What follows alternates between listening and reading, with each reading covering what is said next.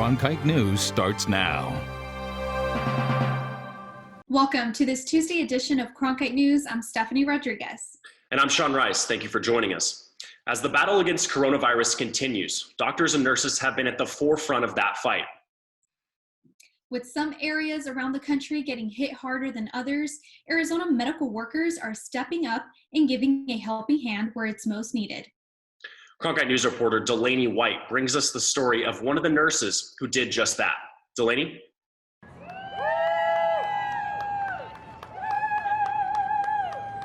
Surrounded by cheers, these Banner Hospital nurses embarked on their mission of helping COVID-19 patients in the town of Greeley, Colorado. Speaking to Cronkite News from there, nurse Bailey Scalise is one of them. And I haven't seen my family in like a month. So I've been taking care of COVID patients back at home. COVID-19 has forced Scalise to isolate from her family for weeks.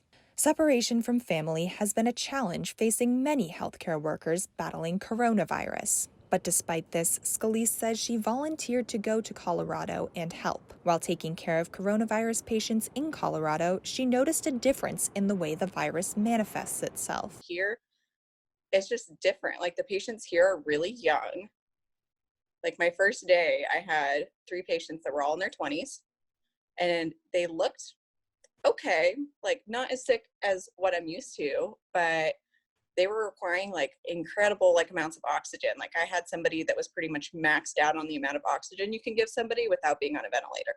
Scalise says COVID-19 is unlike any other respiratory illness she's seen before. It's just different. Like usually like in healthcare, you kind of have like a sense when you see a patient in the morning, like after you've done this for a while, you're like, you're not looking great. Like you're probably going to end up in the ICU or you're going to probably crash by the end of the day. But like these patients, you just don't. Unpredictable is a word used by many to describe COVID-19.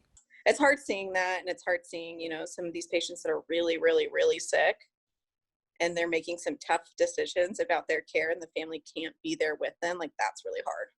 But even in these dark times, nurses are still finding a way to bring joy to their patients. I think it's been great, like how creative people have been getting, like with technology and connecting people. Like we did a little FaceTime date for my patient and his family. So I think that like kind of cheered him up, cheered up his family, and kind of reassured them. The communities of Phoenix and Greeley have come together, showing their appreciation for the nurses working on the front lines.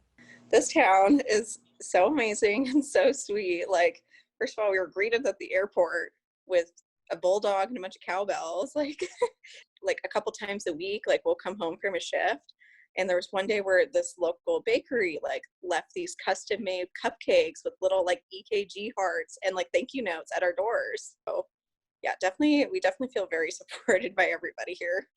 Each day, the nurses are greeted with a comforting reminder the grueling work they're doing is saving lives. There's this like wonderful whiteboard when we walk into work every day, like the employee entrance, where they update it every day, and it will say the number of patients that have successfully extubated, gotten off ventilators, and the number of patients that have discharged. In Phoenix, Delaney White, Cronkite News.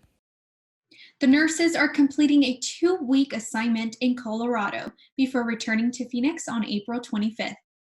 The United States Supreme Court decided they will now hear May arguments by teleconference. The court has postponed hearing March and April cases because of the coronavirus. 6 of the 9 justices are over 65 years old, putting them at high risk of death from the illness. 10 key cases are scheduled to be heard this month, including President Trump's fight to shield his tax and financial records from release. The court also announced they'll make live stream audio from the hearing available for the first time. The coronavirus has forced many of us to connect with people in ways we never have before. Just last week, a couple in Ohio used new technology to adopt a child here in Arizona. Erin Rose Gambrell was born in August. Her parents, Megan and Matt, had adopted Erin's older sister, Allie, on Good Friday a year ago.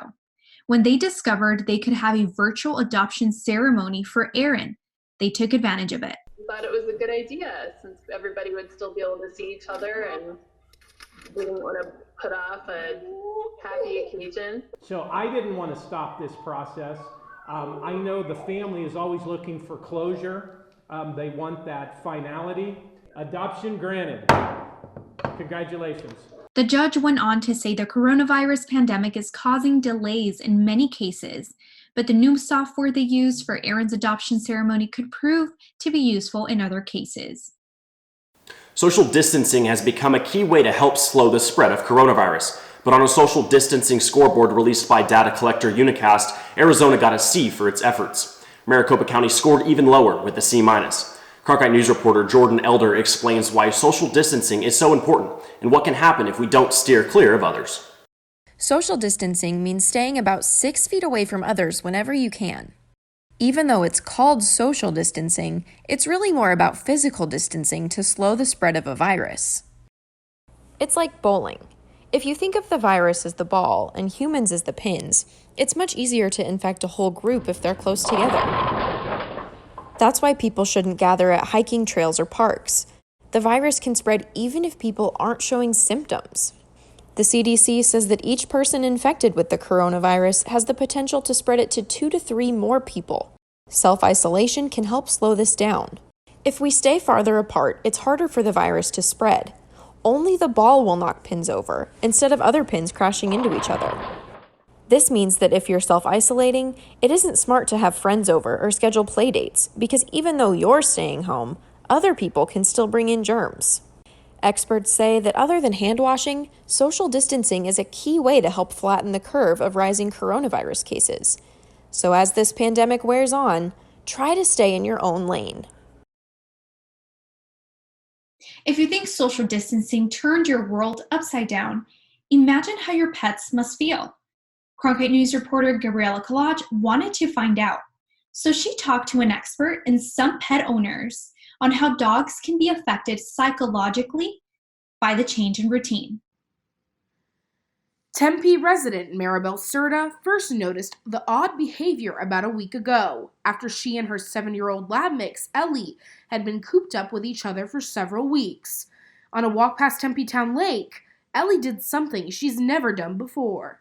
We walked by the water, and normally she doesn't like water. She'll be fine. I can walk her right there and nothing will happen. This girl jumped into the lake. She jumped into Tempe Town Lake. Yeah, I'm talking about you. It's not the only time Ellie has acted differently. She's been doing things like running all over the house, jumping out of the bath, and sometimes even flat out ignoring Serta while they've been self-isolating. Clive Wynn, a psychology professor at Arizona State University, says it's not unusual for dogs to act up in these different situations. Clearly there are dogs who are going to get frazzled, especially perhaps if there are small children in the home who are getting bored and who want to prod and poke the dog or the cat or whatever all the time. And we have to recognize that our animals, like us, sometimes they want to just crawl off into a corner and have a nap. But dogs, just like people, are different, and Wynn said some pups may actually be enjoying the change. For a lot of our pets, certainly my dog, I think having us home all the time is one of the few positive things to come out of the COVID-19 situation. My dog loves having people around all the time. But Wynn says that can't be the case for every dog. In fact, he said dogs need at least 14 hours of sleep in order to be comfortable. So sometimes letting them be calm and have time to decompress is the best way to let them spend quarantine. In Washington, Gabriela Collage, Cronkite News. Some silver lining during the coronavirus outbreak. The Arizona Department of Transportation is taking advantage of the decrease in traffic and making progress on many projects across the state. Although work on the roads is usually done late at night or on the weekends to cause less of a headache for drivers, ADOT is gearing up to add work on weekdays with earlier start times. They also plan to start closing lanes earlier in the evenings to get more work done while Governor Ducey's Stay Home, Stay Healthy, Stay Connected executive order remains in place through the end of April. Well, we saw plenty of sunshine today, but will the warmer weather stick around all week? Stephanie Bates is standing by now with a closer look at these 80-degree temps. Stephanie?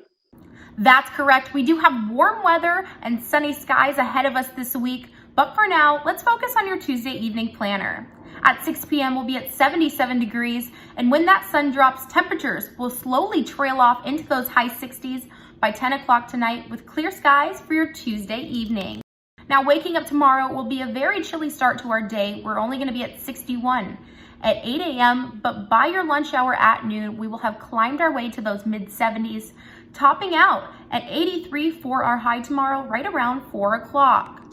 Now, as we expand to look at the state highs for tomorrow, along the lower Colorado River Valley, they will have highs in the low 80s. Yuma down south will have the hottest temperature in the state tomorrow at 85 degrees. Prescott, Sedona, and Payson will all be hovering right around those mid-60s. Flagstaff, 56 degrees. And Grand Canyon and Window Rock will be flirting with the 60s. Now, when will we see our first 90-degree day? That's the question that everyone is asking. We'll check this out. The average first occurrence of seeing our first 90-degree day is March 31st. The earliest occurrence was February 17th of 2016. The latest, May 12th of 1912. And last year, we saw our first 90-degree day of the year on April 8th. It's now April 14th, and we have yet to see a 90-degree day. But I'll tell you this, it's going to happen later this week. Expanding to look at our 8-day forecast, we'll spike up to 88 degrees for Thursday, and for our weekend, we're going to drop down to 83. Clouds will roll in for Sunday and Monday, and temperatures will spike up, flirting with 90 degrees on Sunday, definitely seeing 90 for Monday.